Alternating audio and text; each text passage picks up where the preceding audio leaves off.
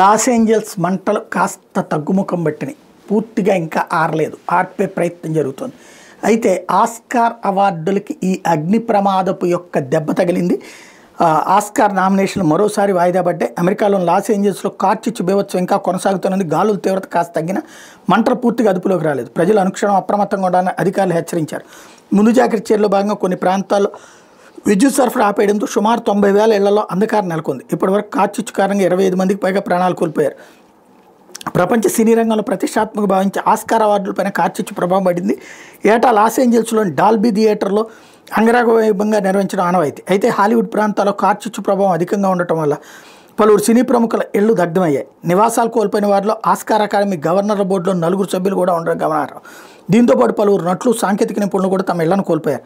ఈ నేపథ్యంలో నామినేషన్ల ఓటింగ్ ప్రక్రియలో జాప్యం నెలకొంది. దీంతో ఈ నెల 15 ప్రకటించాల్సిన నామినేషన్లకు తొలుత 19కి వాయిదా వేశారు. ఇప్పుడు మళ్ళీ 23కి వాయిదా వేసినట్టు అకాడమీ పేర్కొంది. ఆస్కార్తో పాటు మరికొన్ని ఇతర అవార్డుల వేడుకల మీద కూడా అనిశ్చితి నెలకొంది.